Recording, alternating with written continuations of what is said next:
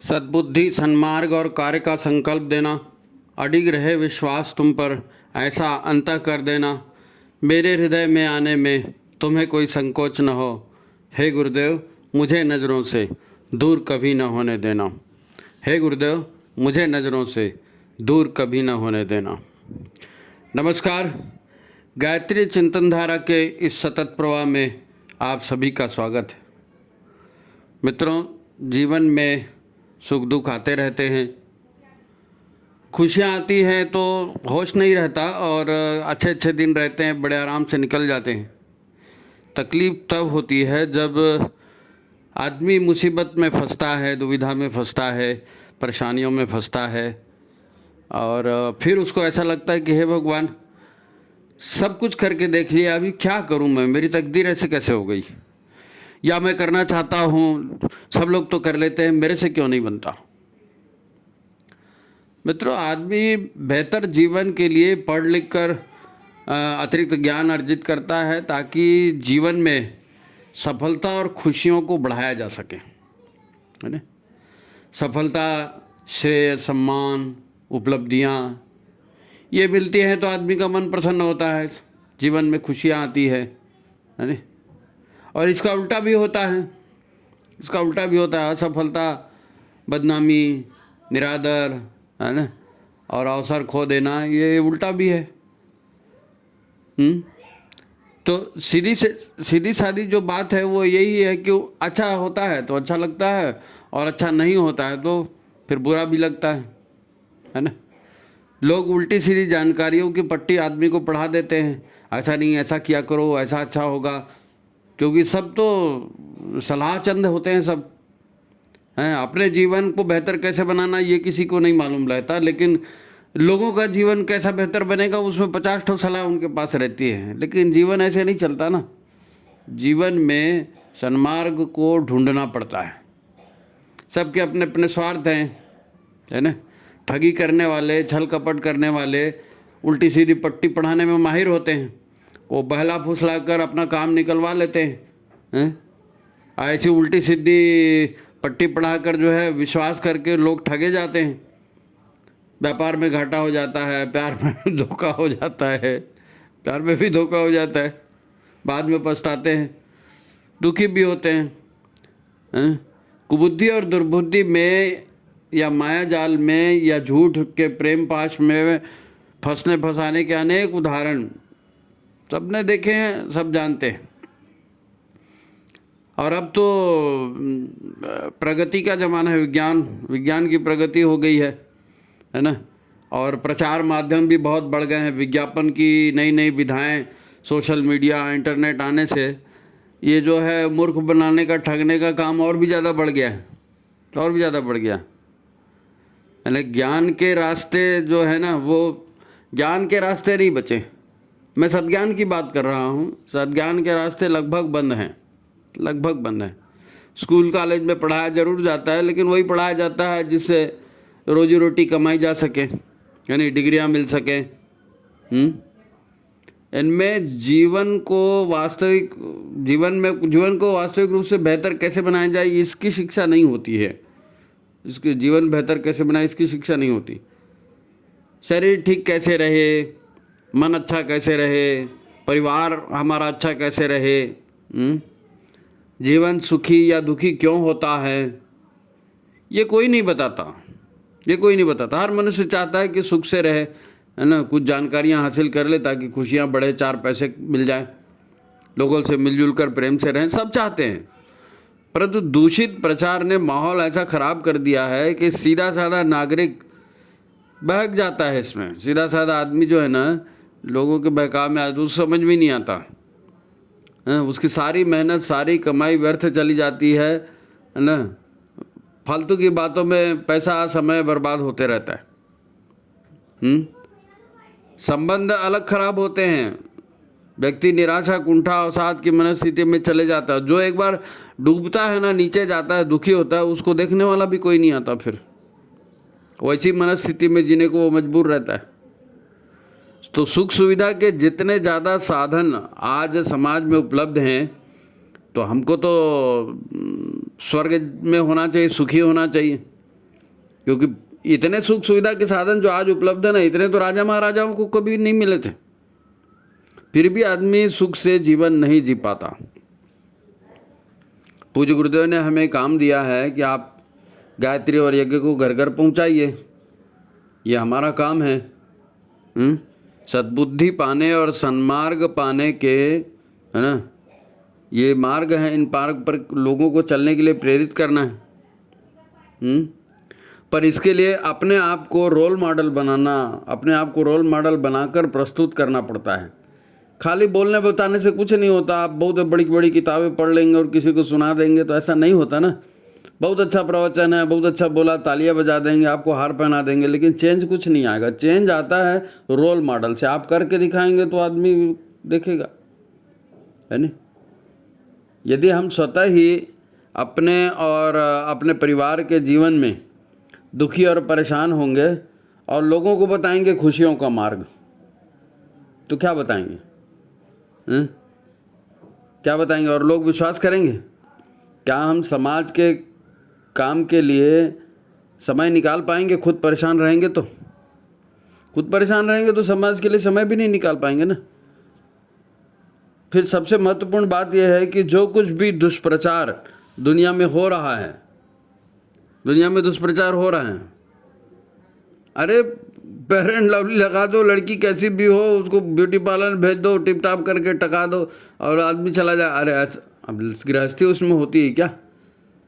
कितने पति पत्नी एक दूसरे की सूरत देख के जीते हैं? नहीं होता है। सहयोग जीवन में, जीवन एक अलग चीज़ है, लेकिन मार्केटिंग चल रही है, हर चीज़ की मार्केटिंग, लड़के की मार्केटिंग, लड़की की मार्केटिंग, मकान की, दवाई की, खाने पीने की, स्कूल की, हर चीज़ में इतना ज़्यादा प्रचार और इतना ज़्यादा यानी मार्केटिंग हो रही है कि आदमी को सच क्या है कुछ भी समझ में नहीं आता। साधु सन्यासी मार्केटिंग कर रहे हैं। आप देखिए ना, आपको आएगा वो सोमवती अमावस्या, आप अपने उसका ऐसा ऐसा कराइए, इतनी दक्षिणा दीजिए, ऐसा कीजिए, हम वहाँ करेंगे, हम गया में करेंगे, हम इलाहाबाद में करेंगे, वो फलानी पूर्णिमा आ गई, आप ऐसा ऐसा करिए। यार पूजा पाठ कर्मकांड करने के लिए विज्ञापन आ रहे हैं। अब वहाँ वो क्या कर रहे हैं क्या नहीं कर रहे हैं भगवान मालिक, मैं उनके सिस्टम को नहीं जानता, हो सकता है वो सही भी कर रहे हो, लेकिन प्रचार इतना होता है कि आदमी कहाँ तक उसको ढूंढेगा कि क्या सच है और क्या गलत, कहाँ तक ढूंढेगा? और नहीं ढूंढोगे तो बात भी नहीं बनेगी। ज्ञान की खोज तो करनी ही पड़ेगी। तो फिर क्या करें? हम खुद को मुसीबतों से बचाएंगे तभी तो हमारे पास समय होगा, हम लोगों तक पहुंच सकेंगे। तो एक नज़र डालते हैं कि समाज में क्या हो रहा है, हमारे समाज में, है नहीं, और हमसे गलतियां क्या हो रही हैं, किस प्रकार हम अपने जीवन को खुद ही खराब किए जा रहे हैं, या कहाँ हमको सावधान रहने की ज़रूरत है। ये इस वीडियो में चर्चा का विषय होगा, क्योंकि कार्यकर्ता हमको ज़्यादा से ज़्यादा निकालने हैं और घर घर तक जाना है, तो लोगों का माइंड क्लियर होना चाहिए ना कि हमको करना क्या है। तो ये वीडियो बड़ा महत्वपूर्ण होने वाला है। इसको वीडियो को लाइक कर लीजिए, कार्यकर्ताओं के पास भेज दीजिए, शेयर कर दीजिए। जिन्होंने सब्सक्राइब नहीं किया वो सब्सक्राइब कर लीजिए, है ना। तो हम बात को जो है ना शारीरिक स्वास्थ्य से शुरू करते हैं, क्योंकि मेरी तबीयत ठीक नहीं है, मैं नहीं आ पाऊँगा, मेरे पास पैसे नहीं है, मेरे पास आर्थिक तंगी है। यही तो होता है ना, शारीरिक स्वास्थ्य और पैसा। पैसे की तंगी, नौकरी में जाना है, धंधे में जाना है। तो यहाँ से बात शुरू करेंगे हम। ठगों की इस दुनिया में हमें ठगा कैसे जाता है, कैसे ठगा, हम ठगने से बचेंगे। वो अपना एक गीत है ना, ठगे नहीं खुद भी न ठगाएं, दुर्मति तजे न दुर्गति पाएं, है ना। दुर्मति का त्याग करेंगे तो दुर्गति भी दूर होगी। मिशन में बहुत अच्छे गीत बने हैं, है ना। तो बात को शारीरिक स्वास्थ्य और पैसे से शुरू करते हैं। ठगों की इस दुनिया में हमें कैसे ठगा जाता है, कैसे हम बीमार होते हैं, कैसे हमारे पैसे खर्च होते हैं, कैसे हम परेशान होते हैं, कैसे हमारे संबंध खराब होते हैं, इसको थोड़ा देखते हैं ताकि हम बचें इससे। और जो भी हो रहा है वो सब समाज में हो रहा है, खुलेआम हो रहा है, कानून बनाकर हो रहा है हमारे साथ। अब हम लोग जीवन जीते हैं, हमारी संस्कृति में 4 पुरुषार्थ कहे गए हैं, 4 पुरुषार्थ, है ना। हमारे यहाँ धर्म अर्थ काम मोक्ष कहते हैं ना, ये पुरुषार्थ है मानव जीवन के। तो इसी कसौटी पर एक उदाहरण से हम समझते हैं, उदाहरण से समझते हैं, क्योंकि हमको ठगा जा रहा है तो कैसे ठगे जा रहे हैं, कैसे हमारा स्वास्थ्य खराब हो रहा है, कैसे हमारे पैसे खराब हो रहे हैं, कैसे हम समयदान अंशदान नहीं कर पा रहे हैं, है नहीं सॉरी। तो इसको एक उदाहरण से हम समझते हैं। बात करते हैं खाने के तेलों की। खाने के तेल, हर घर में तेल खाया जाता है और स्वास्थ्य का आधार होता है तेल, नमक, शक्कर और ये सब, है नहीं। तो हर घर में खाए ही जाते हैं। तो यहीं से शुरू करते हैं। आप शायद जानते नहीं होंगे, आज से जो है 50-60 साल पहले, आज से 50-60 साल पहले, ये तेल के मामले में कह रहा हूँ मैं कि ये रिफाइंड तेल, डबल रिफाइंड और ट्रिपल रिफाइंड, आजकल रिफाइंड ही तो चलता है ना, 90% घरों में रिफाइंड, जिसको देखो रिफाइंड तेल। अब वो लोग जानते नहीं कि ये रिफाइंड क्या है, लेकिन खा रहे हैं, प्रचार एक बार हो गया। आयोडीन नमक क्या है पता नहीं, हो गया आयोडीन लेना है करके, और प्रचार नहीं, ज़बरदस्ती आयोडीन खिला रहे हैं करके, वो आयोडाइज नमक चल रहा है, 2 रुपये का नमक 15 रुपये में खरीद रहे हैं। खैर, तो ये डबल रिफाइंड, ट्रिपल रिफाइंड जो है ना तेल, ये पहले लोग नहीं जानते थे, और बड़ा नेचुरल जीवन था लोगों का, सामान्य जीवन था। लोग तेल के नाम पे तिल्ली का तेल, अलसी का तेल, मूंगफली का तेल, जगनी तेल, सरसों तेल, जो भी स्थानीय रूप से मिल जाता था वो खाते थे। और नमक के नाम से समुद्री नमक, हम लोग 2 ही नमक जानते थे, एक समुद्री नमक और एक सेंधा नमक। काला नमक वो स्वादवाद के लिए कभी खाते थे, लेकिन मेन सेंधा नमक और समुद्री नमक वही ज़्यादा चलता था, है नहीं। और खाना बिल्कुल सीधा साधा था, ये गेहूँ, सूजी और ये तो नहीं खाते थे पहले। तो ज्वार, बाजरा, रागी, कोदो, मोटे अनाज, चावल भी मोटा ही चावल ज़्यादा चलता था। अभी भी साउथ में मोटा चावल चलता है। लोग कुएँ का पानी पिया करते थे, यानी वो लाइफ ही अलग थी ना, लाइफ ही अलग थी। ज़मीन का पानी भी अच्छा था, कुएँ से निकाल के पी लेते थे।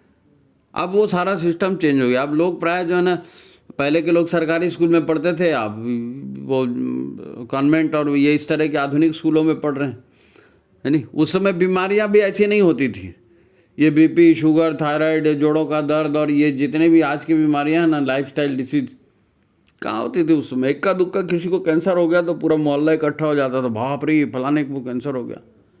ये सब बिगाड़ आया, हरित क्रांति से शुरू हुआ, रासायनिक खाद आए, कीटनाशक आए, वहीं से चालू हुआ है। हम लोग बात कर रहे हैं रिफाइंड तेल की, कि कैसे हमको ठगा जाता है उसके मामले से, है नहीं। आज तक अच्छे अच्छे लोग नहीं जानते कि सिर्फ रिफाइंड तेल, आयोडीन नमक और सफ़ेद शक्कर, इसी ने हमारे जीवन को, हमारे समाज की सुख शांति को पूरी तरह से ख़त्म कर दिया। मैं आपको एक उदाहरण बताता हूँ, है ना। पिछले दिनों मैं एक वीडियो देख रहा था, उसमें बताया गया कि भारत देश जो है इंडोनेशिया से और मलेशिया से पाम ऑयल खरीदता है। अब पाम ऑयल को हमारे यहाँ जानते हैं, पाम यानी ताड़ का तेल। वो पहले, बहुत पहले कभी कंट्रोल में आता था, हम लोग, मैं भी एक बार खरीद के लाया, बेकार लगता था पाम ऑयल, तो बहुत पुरानी बात है। तो वो पाम ऑयल भारत सबसे ज़्यादा खरीदता है दुनिया में, बहुत बड़ा खरीदार। अब हमारे देश में ये पाम ऑयल आता है तो 28-30 रुपये किलो पड़ता है ना। ये पाम ऑयल कोई नहीं खाता उसको, वो तेल जम जाता है, वो सफ़ेद वो डालडा टाइप आता है ना, वैसे दिखता है, और उसमें बास भी आती है, एक खास तरह की गंध आती है।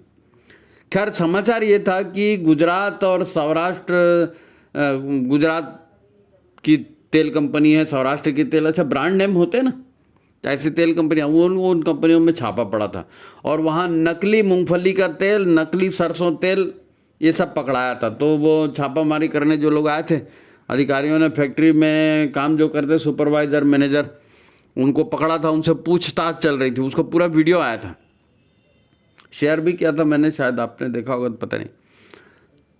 तो उनसे पूछताछ की, तो उनको पूछे कि भाई फली तेल कैसे बनाते हो। तो उन्होंने कहा कि ये टैंकर आता है, टैंकर, वो ट्रेन वाला, ट्रेन में टैंकर आता है ना, पेट्रोल वेट्रोल ले जाते हैं उस टाइप का। तो वैसे पाम ऑयल के टैंकर आते हैं, पाम ऑयल के टैंकर आते हैं। अब उन टैंकर में तेल जो है ना, एक टैंकर में इतना इतना केमिकल डालते हैं करके उसने बताया। तो उतना वो केमिकल डाल के उसको हिलाते हैं, तो पाम ऑयल जो है वो गाढ़ा रहता है, वो पतला हो जाता है, कुछ पतला हो जाता है। फिर वो पतला होने के बाद कुछ देर पड़ा रहता है, उसके बाद फिर उसमें दूसरा कुछ केमिकल डालते हैं। वो केमिकल उस तेल की मतलब गंध को दूर कर देता है, अब कितना तेल केमिकल पड़ गया उसमें, एक तो पाम ऑयल, फिर उसमें केमिकल पड़ गया, उसको पतला किए तो ऐसी पतला तो होगा नहीं, वो तो रसायन है। गंध ऐसी दूर नहीं होगी, वो तो रसायन है। अब तेल जो है एकदम साफ भी हो गया, पतला भी हो गया, है ना। अब उसको फिल्टर कर लेते हैं और उसमें जैसा डिमांड होगी, मूंगफली का तेल डिमांड है तो मूंगफली तेल का एसेंस डाल देंगे, सरसों का तेल की डिमांड है तो सरसों का तेल और थोड़ा सा कलर डाल देंगे और पैक करके भेज देंगे, बढ़िया खुशबूदार मूंगफली तेल, सरसों तेल हो गया। तो जो लोग खाने वाले हैं इसको, उनकी जान पर क्या हालत होगी, उनकी जान पर क्या। अब फैक्ट्री के नाम के साथ गुजरात और सौराष्ट्र जुड़ गया तो आदमी को लगता है कि वाह वहाँ का तेल है ना, बढ़िया ही होगा, क्योंकि उधर मूंगफली वगैरह ज़्यादा होता है, तिल्ली मूंगफली, है नहीं, तो लोग उसी को सोचते हैं कि बहुत बढ़िया होगा। वैसे भी हमारे देश में खाद्य तेलों में जो है ना, आपको शायद नहीं मालूम होगा, ये सरकारी कानून है कि 15% तक सोयाबीन तेल मिलाने की छूट है। ये पहले के ज़माने में जब सोयाबीन को गवर्नमेंट ने बहुत आगे बढ़ाने का एक काम किया था ना, उसी समय से तो तिल्ली और फल्ली और ये अलसी और सब बंद हो गया, और सोयाबीन, जिसको देखो सोयाबीन सोयाबीन चल रहा था। तो उस समय उस तेल को प्रमोट करने के लिए उसमें दिया था 10 से 15% की छूट मिलाने की। अब है कि नहीं पता नहीं, लेकिन उस सब कई साल पहले तक ये था, मिला सकते थे। अभी भी चालू ही होगा, कौन बंद करेगा उसको। तो ये जितने भी बिस्किट की कंपनियां हैं, बेकरी आइटम हैं, ये तुम्हारे फ्रायम वायम, ये जितने 10-10, 5-5 रुपए के पाउच की लड़ियाँ पूरी टंगी रहती ना, आप किसी भी दुकान में चले जाओ, 10-10, 5-5 रुपए की, 20 रुपए की, है ना, ये दुनिया भर के पाउच लटके नहीं रहते, लाल हरे पीले चमकदार, बच्चे लोग उसी को करके खाते रहते हैं। अब उसके ऊपर दुनिया जहान का कुछ लगा रहता है और एक तो हरा गोला उसमें चिपका देते हैं। वो बताते हैं ये हरा गोला एक इंडिकेशन है कि ये वेजिटेबल तेलों से बना हुआ है। अब वेजिटेबल तेल माने कौन सा तेल, ये थोड़ी रहता है वहाँ पे, वहाँ कोई नहीं लिखा रहता, बस वेजिटेबल तेल है, खुश रहो, चर्बी नहीं है, इतना ही बहुत है। एहसान कर दिए, चर्बी नहीं खिलाए तो। लेकिन इतने केमिकल दिन रात खा रहे हैं, और रेडीमेड फूड आइटम का तो आजकल ज़माना ज़्यादा है। ये स्विगी और मैगी और ये दुनिया भर के जो कंपनियां जो घर में डिलीवरी दे रही हैं खाद्य तेल, खाद्य चीज बनाने की, है ना, और आदमी भी तरी वाला चाहता है, लाल लाल तरी दिखनी चाहिए, फलाना दिखना चाहिए। अरे बाबा, उसमें तेल कौन सा है, और जो तेल है उसमें केमिकल क्या खा रहे हो। रिफाइंड के नाम से उसमें केमिकल कितने मिले हैं, आपको बीमार कर रहे हैं। आप हर घर में जो हो रहा है ना, हर घर में शुगर, हर घर में बीपी, ऐसे कैसे बीमारी होता है जी। हर घर में नमक जा रहा है, वही तेल जा रहा है, वही शक्कर जा रहा है, तो सबके सब वैसे बीमार भी हो रहे हैं। आपके पैसे जा रहे हैं, आपकी परेशानियां बढ़ रही हैं, स्वाद तो वैसे भी किसी में नहीं है, बल्कि उन तेलों को आप कढ़ाई में डालो, ये जितने रिफाइंड नाम के तेल आते हैं ना, इनको कढ़ाई में डालो तो एक हल्की सी गंध आती है। आपकी नाक अच्छी होगी तो आप सूंघ सकते हो, प्लास्टिक जले जैसी बात आती है उसमें। माफ करना, आप सोच रहे होंगे कि गायत्री के नाम पर आज ये क्या बता रहे हैं, लेकिन मेरा उल्टा प्रश्न है। मैं कहता हूं कि सद्ज्ञान के बारे में आप क्या सोचते हो। ठगे नहीं, खुद भी न ठगाएं, तो यहाँ तो खुद ठगाए जा रहे हैं ना, तो अपने हमको कहाँ ठगा जा रहा है ये आपको पता नहीं चलना चाहिए, क्योंकि आप ठग रहे हो तो आपका पैसा भी जा रहा है, स्वास्थ्य भी जा रहा है, समय भी जा रहा है। वो जिसके ऊपर गुरुदेव का हक था, वो समय साधन जो गुरुदेव के काम में लगने थे, वो ये ठग लिया इन्होंने, दुष्टों ने। तो संदेश नया सद्ज्ञान क्या है। जब गुरुदेव कहते हैं स्वस्थ शरीर स्वच्छ मन सभ्य समाज, तो इसको बनाएंगे कैसे। भाई साहब, खाली भाषण से कुछ नहीं होता है, प्रैक्टिकल, बी प्रैक्टिकल यार। क्या खा रहे हो, क्या पी रहे हो, क्यों बीमार पड़ रहे हो, मत पड़ो बीमार, बचाओ पैसे, वो पैसे लगाओ सृजन में। सृजन में लगेगा कहाँ से, फालतू खर्चे से बचाएंगे तो सृजन में लगाएंगे। स्वास्थ्य ऐसे नहीं आएगा भाई। आप क्या खाते हैं, है ना, कौन सा तेल, कौन सा नमक, कौन सा नमकीन, कौन सा मीठा, है ना। बीमारों को फ्रूट जूस ला करके देते हैं। फ्रूट जूस लाकर आप देखो ना जरा, डब्बे में पढ़ो फ्रूट जूस, जो पैक्ड फ्रूट जूस आते हैं उसमें तमाम शक्कर ही शक्कर भरी रहती है। फ्रूट जूस जो है ना 10 से 15% रहता है, बाकी कलर और एसेंस रहता है उसमें, और लिखा रहता है फ्रूट जूस। टीन के डब्बे में पैक मिलता है, और बड़े बड़े होटलों में और बड़े बड़े शोरूम में मिलता है। मरो, खाओ खाओ शक्कर खाओ, बीमार हो जाओ। आप जानते हैं बाजार कैसे चलता है भाई। बाजार को ईमानदारी से नहीं चलता। और ये बड़ी बड़ी कंपनियां हैं ना, ये अपने हिसाब से कानून बनवाती हैं नेताओं को रिश्वत दे करके, और सरकारी कानून से व्यापार चलता है। व्यापार तुम्हारे हमारे कहने से नहीं चलता, सरकारी कानून से व्यापार चलता है। और कंपनियों के प्रॉफिट के आधार पर कानून बनाए जाते हैं। आयोडीन नमक का कितना प्रचार हुआ था, बाप रे, हर दूसरा विज्ञापन आयोडीन नमक का आता था। चॉकलेट, कुछ मीठा हो जाए, कुछ जन्मदिन हो जाए, ये चॉकलेट, वो लड़की आ रही है डांस कर रही है। तेलों का इतना प्रचार, अंडों का प्रचार, संडे हो या मंडे रोज खाओ अंडे। अब लोग अंडे खाने लगे इसलिए वो विज्ञापन बंद हो गया, नहीं तो पहले रेडियो तक में आता था, टीवी तो छोड़ो, रेडियो तक में। और प्रचार कर करके लोगों के दिमाग में ऐसा भूसा भर दिए हैं कि लोगों को लगता है कि यही खाद्य है, इसे ही खाना चाहिए, यही प्रगतिशीलता है। ये सोचता समझता कोई नहीं है। गायत्री सद्बुद्धि का नाम है, सद्बुद्धि धारण करना पड़ेगा, सच्चाई क्या है ढूंढना पड़ेगी, नहीं तो कब तक अपने पैसे लुटाते रहोगे जी इनके पीछे में, हैं? चाहे जैसा विज्ञापन, गुटखा खिला रहे हो और क्या बोल रहे हैं उसमें कि दाने दाने में केसर का दम, केसर का दम, हजारों रुपए किलो की चीज़ है वो, 2 रुपए के गुटखा में केसर डाल के देगा तुमको, लेकिन खा रहे हैं लोग। ये फास्ट फूड और जंक फूड है, सब लोग चिल्लाते हैं फास्ट फूड नहीं खाना, जंक फूड नहीं खाना, फिर ये बिकते कैसे हैं, हर घर में जाते कैसे हैं? हमारे तुम्हारे जैसे लोग ही तो खरीद के ले जाते हैं ना। इतनी शराब की दुकानें गवर्नमेंट ने खोल दी बहुत, दिल्ली वाला तो एक बाटल के साथ एक बाटल फ्री बोलता है, एक के साथ एक बाटल फ्री। अब आपको क्या लगता है, किसी साइंटिस्ट ने सजेस्ट किया है कि एक के बाटल के साथ एक बाटल फ्री दो? कौन सा डाइटिशियन है जो आपको प्रिस्क्राइब करता है कि नहीं आप ये जंक फूड खाओ और ये पास्ता खाओ और ये खाओ? लोग न तो सत्य को जानते हैं, न ही सत्य को जानने का प्रयास करते हैं। सत्य की खोज करनी पड़ती है, सत्य को जानना पड़ता है। जीवन मिला है तो सन्मार्ग पर चलने के लिए, तो सन्मार्ग क्या है आप नहीं ढूंढोगे तो दुखों में फंसे रहो जी। गुरुदेव कहते हैं बिना कड़ी भूख लगे मत खाओ, हफ्ते में 1 दिन अस्वाद व्रत करो।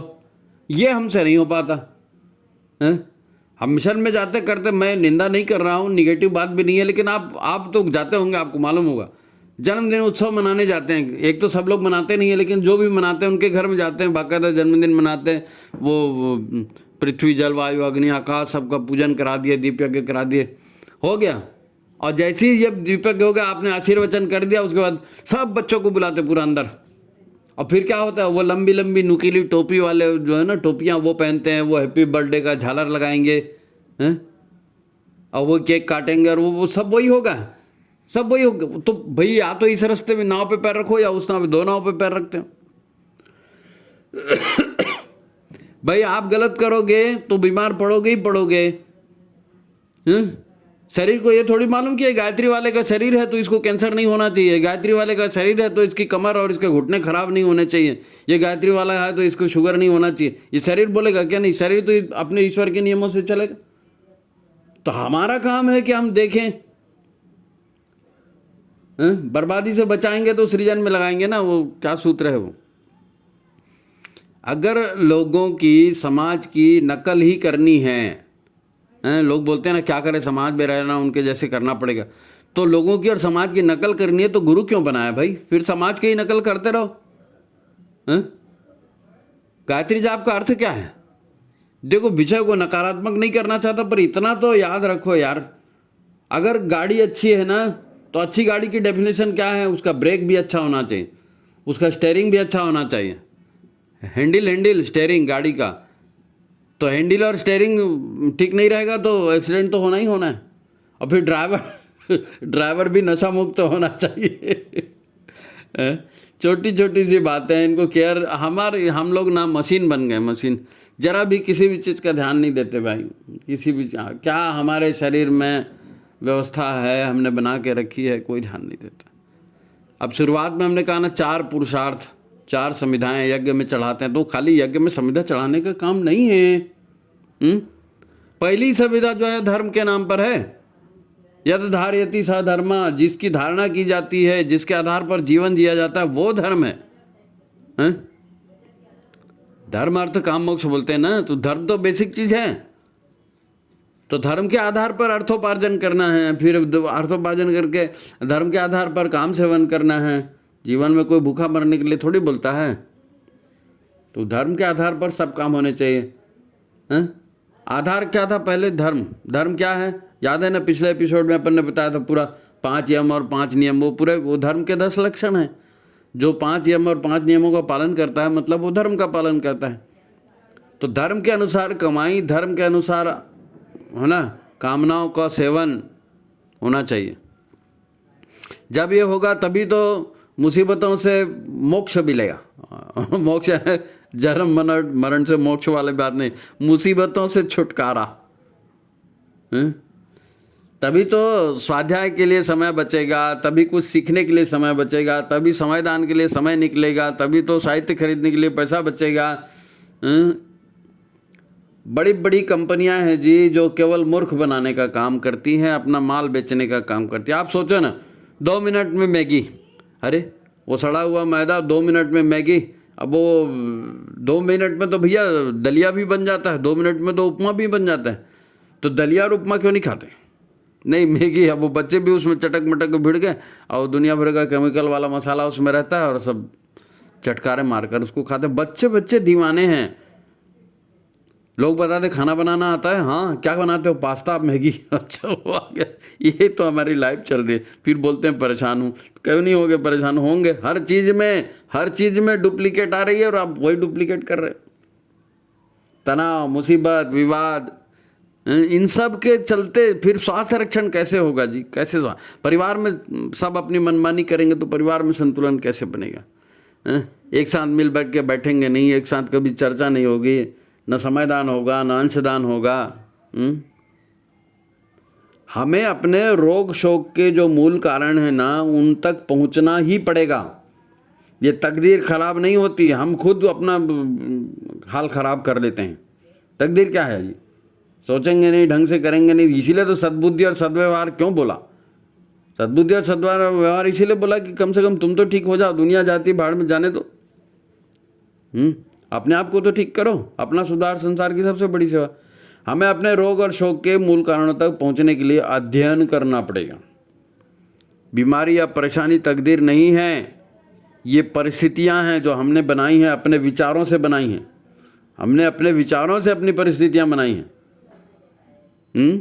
परमात्मा ने विचारों से संसार बनाया ना, हम भी विचारों से अपनी परिस्थिति बनाते हैं। इसलिए तो गुरुदेव ने कहा मनस्थिति बदलिए, परिस्थितियां बदलेंगी तो खुशियां भी आएंगी। हमें ऐसे जीवन जीना है कि न केवल रोगों का कारण दूर हो बल्कि हमारी जीवनी शक्ति भी बढ़े। केवल रोगों का कारण दूर नहीं, जीवनी शक्ति, प्राण शक्ति हमारी बढ़नी चाहिए। तब तो हम कुछ अपने जीवन में कुछ प्रगति कर सकेंगे। कार्यकर्ता बने होना, तो कार्यकर्ता के लिए ये सब जानना बहुत जरूरी है। आपको शक है, आपको संदेह है, आपको दुविधा है, तो आपकी जीवनी शक्ति कहीं काम ही नहीं करेगी। अभी तेल नमक जैसी मामूली लगने वाली चीज़ों के दुष्परिणाम हमने देखे। ऐसे दुष्परिणाम हम विचारों के द्वारा भी पैदा करते हैं। विचारों पर नियंत्रण नहीं कर पाते हैं। जो नहीं सोचना है वो भी सोचना शुरू कर देते हैं। सोशल मीडिया खूब देता है सोचने के लिए। आप एक बार व्हाट्सएप लेके बैठो तो सही, उसमें 50 पॉइंट आएंगे सोचने के।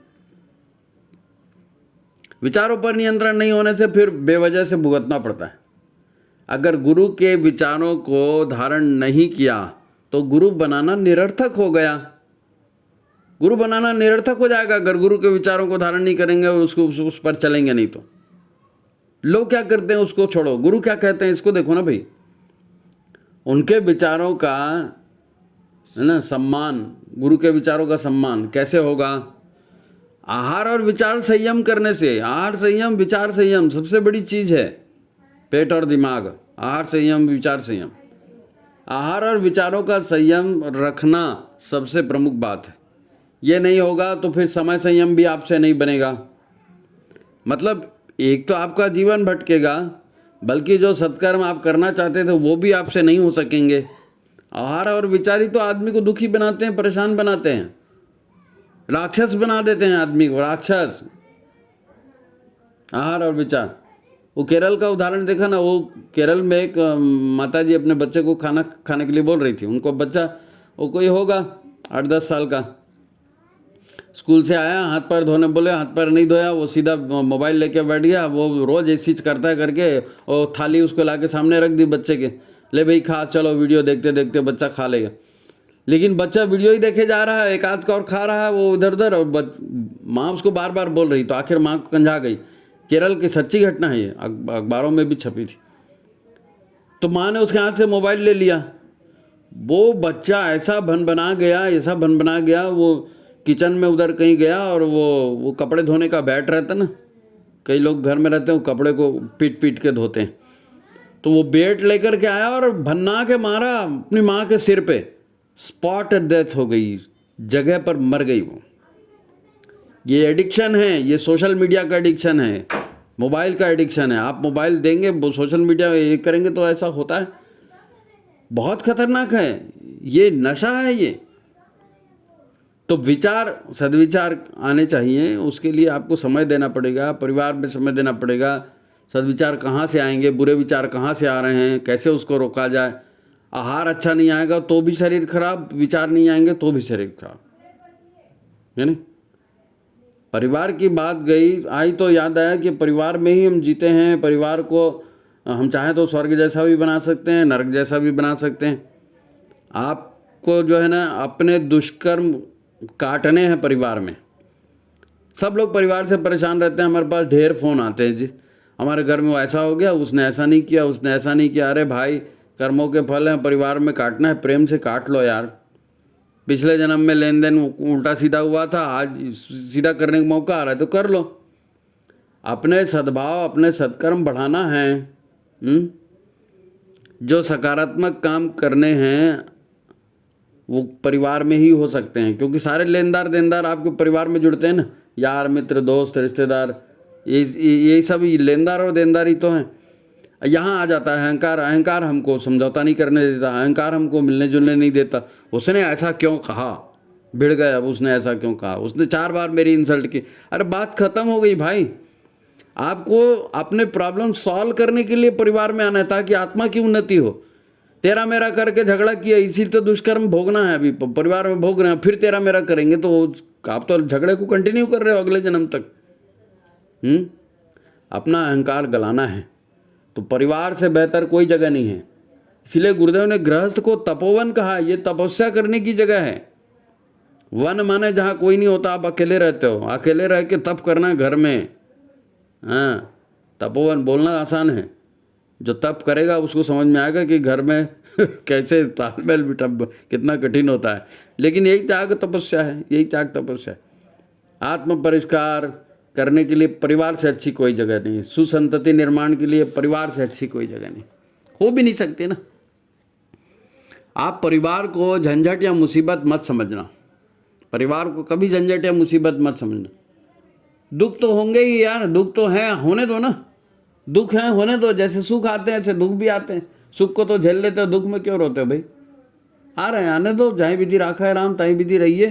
प्रयत्न करना अपना काम है, प्रयत्न करने के लिए मना नहीं कर रहा हूँ, लेकिन अपने ही परिवार के लोग हैं ना, थोड़ा 19-20 होता है तो सहन करना पड़ेगा। आप तो जानते नहीं है कि पिछले जन्मों के लेनदार देनदार हैं सब। आपको कहीं कष्ट होता है, कहीं अपमान मिलता है, तो हर बार उसको सीरियसली मत लिया करो। हमारी पत्नी ने ऐसा कर दिया, हमारे पति ने ऐसा कर दिया, हमारे बच्चे ने ऐसा कर दिया, वो फलाने ने ऐसा कर दिया, तोड़ो, हमको इस घर में नहीं रहना है। और इस घर में नहीं रहना बोलना आसान है, नया घर बना के देखो, कर्जे में डूब जाओगे। आप लोगों को उनकी सोच और उनके व्यवहार को पूरा पूरा बदल नहीं सकते, कोई किसी को नहीं बदल सकता। प्रकृति ने बना के रखे हैं, गुलाब लगाया ना अपने घर में, गुलाब का फूल कितना सुंदर होता है, लेकिन कांटों के बीच ही खिलता है और कांटों के बीच ही खुशबू फैलाता है। फूल कांटों के बीच रहकर अपना सौंदर्य बिखेरता है ना, हमको भी वैसा करना पड़ेगा। थोड़ा सा दर्द सहना पड़िए, दर्द सहना बहुत जरूरी है। अगर सीता ने दर्द नहीं सहा होता, अगर राम ने दर्द नहीं सहा होता, अगर कृष्ण ने दर्द नहीं सहा होता, अगर मीरा ने दर्द नहीं सहा होता, तो कोई उनको पूछने वाला नहीं था, कोई पूछने वाला नहीं था। हमें पिछले सत्कर्मों का फल परिवार में मिलता है, तो थोड़ा ईश्वर की व्यवस्था पर, विधि व्यवस्था पर विश्वास करिए। भगवान जो करता है अच्छे के लिए करता है, अपने ही लोग हैं, क्या दिक्कत।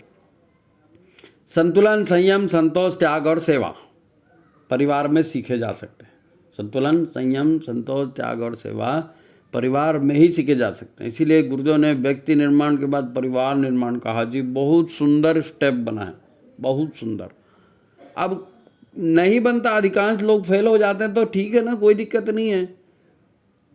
गुरुदेव से प्रार्थना करो, देव स्थापना आपके घर में है, गुरुदेव रास्ता दिखाएंगे, आप विश्वास तो करो आप।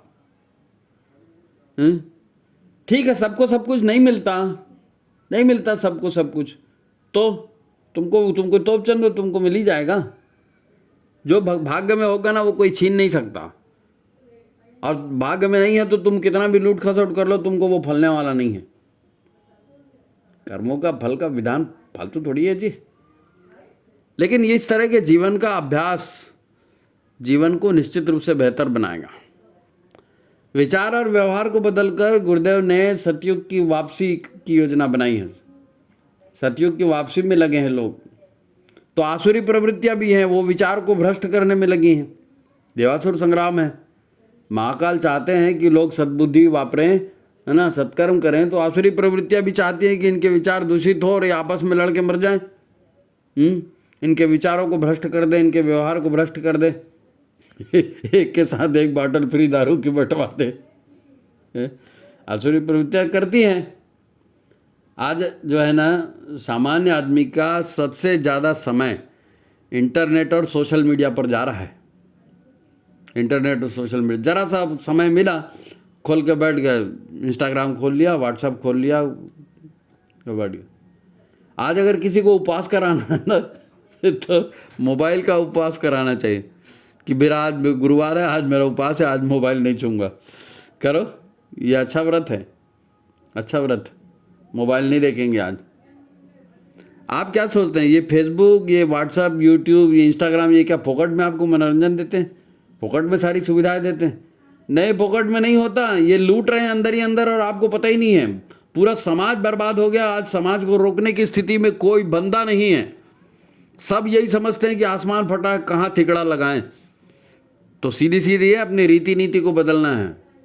और ये और ज़्यादा जहरीला होते जाएगा अगर हम ध्यान नहीं देंगे तो।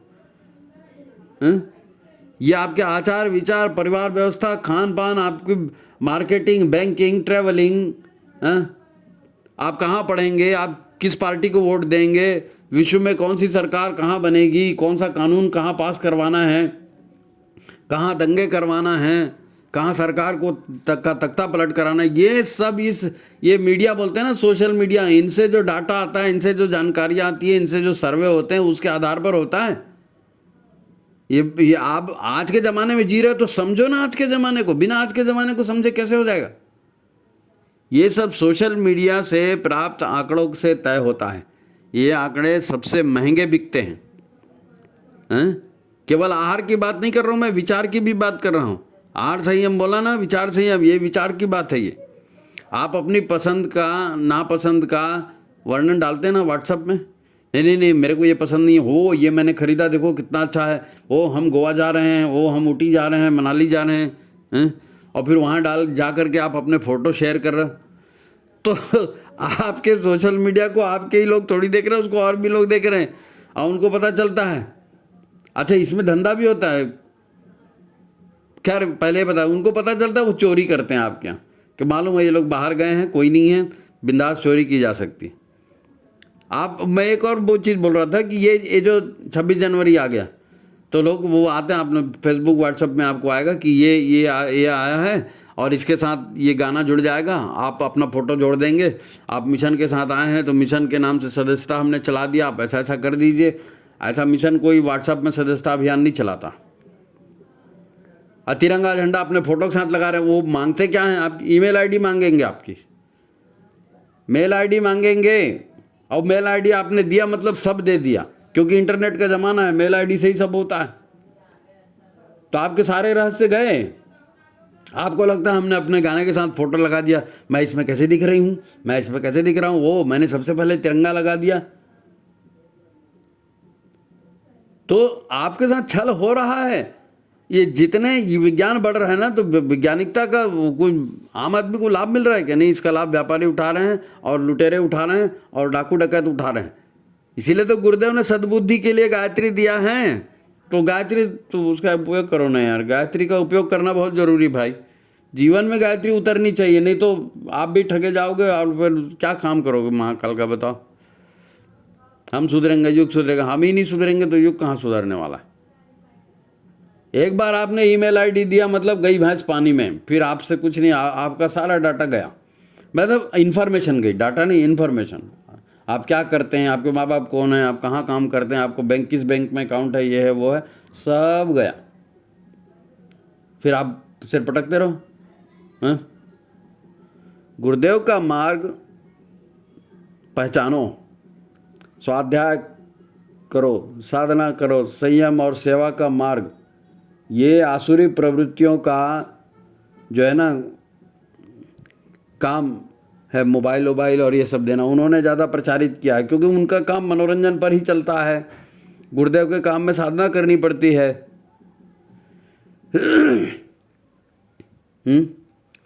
अब ऐसा नहीं है कि मोबाइल इंटरनेट बुरी बात है, मैं मोबाइल इंटरनेट की निंदा नहीं कर रहा हूँ। मोबाइल इंटरनेट ये तो एक टूल है जी, एक उपकरण है, एक मशीन है, ये एक अवसर है। आपको उसमें ज्ञान के भी बातें हो सकती है, लेकिन आप देखोगे तब ना, ये अवसर है। सवाल यह है कि आप कितना संयम रख पाते हो। इंटरनेट पे हो तो संयम की स्टेयरिंग होना जरूरी है, संयम का ब्रेक होना भी जरूरी है, नहीं तो इंटरनेट आपको बर्बाद कर देगा। आप कितना संयम रख पाते हो, क्योंकि मशीन है ना, मशीन की एक ताकत है, वो आपको बर्बाद कर सकती है, लेकिन गुरुदेव की जो ताकत है वो ईश्वरीय ताकत है। और कोई भी मशीन है ना, मैं क्या कह रहा हूँ ध्यान से सुनो, क्योंकि मशीन की एक ताकत है वो बहुत बड़ी है, वहाँ तक तो ठीक है, पर वो मनुष्य का संकल्प है ना, मनुष्य का संकल्प की जो ताकत है वो किसी भी मशीन की ताकत से बड़ी है। संकल्प बड़ा है, बशर्ते आप जागरूक हों और भोग और त्याग में एक बैलेंस बनाना सीखें। भोग और त्याग में बैलेंस बनाना सीखिए। आपके जीवन का जैसे जैसे समाज में जीवन में गति बढ़ रही है ना, तो आपके एक एक मिनट में 10-10 चीज़ आपको ध्यान रखना पड़ेगा, नहीं तो बर्बाद हो जाएंगे आप। तेजी से गाड़ी चलाना कितना खतरनाक होता है, सावधान रहने की जरूरत है ना, आंख मूंद के तो नहीं चला सकते। तो जीवन में तेजी हो गई है तो आपको उतना अलर्ट भी रहना पड़ेगा। और सबसे पहला मेन बात, आपका शरीर, आपका स्वास्थ्य, आपका पैसा और आपके विचार। आपका शरीर, आपका स्वास्थ्य, आपका पैसा और आपके विचार, है। फिर परिवार, गृहस्थ, एक तपोवन, अपनों के साथ अध्यात्म को जोड़िए, अपने पुराने दुष्कर्म को काटिए, नए सत्कर्म करिए। क्योंकि हमारा स्वास्थ्य ऐसा थोड़ी होता है जी कि खाली हेल्थ बन गई, मसल दिखा दिए, बॉडी दिखा दिए, नहीं। हमारे साथ में, स्वास्थ्य के साथ में मसल बॉडी वाला इंतजाम नहीं। हम तो आत्मशक्ति बढ़ाने की बात करते हैं, आत्मशक्ति बढ़ाने के बाद, जीवनी शक्ति बढ़ाने के बाद, साधना के विकास उसी से होता है ना, साधना पर आगे उसी से चलते हैं। तो एक अंतिम बात कह रहा हूँ एक अंतिम बात, तप करना है, स्वाध्याय करना है, गुरु का काम करना है, तो मेन बात यह है कि दुष्प्रवृत्तियाँ और कुसंग कहाँ से आ रही हैं, स्वास्थ्य और विचार कहाँ भ्रष्ट होते हैं, ये जानकारी, ये सद्ज्ञान रखे बिना आप कुछ नहीं कर सकेंगे। यही आज का संदेश है, यही आज का संदेश है।